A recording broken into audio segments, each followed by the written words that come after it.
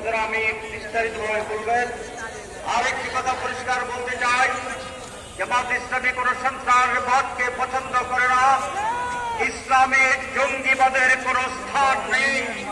বাংলাদেশ এই জায়গায় কোন জঙ্গিবাদ মাথাতে দিয়ে উঠতে পারবে না, পারবে না, পারবে না।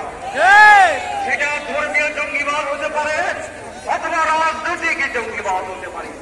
জামাত ইসলামী জঙ্গিবাদের বিরুদ্ধে রুখে দাঁড়াবে, লড়াই করবে, সংগ্রাম করবে প্রয়োজন।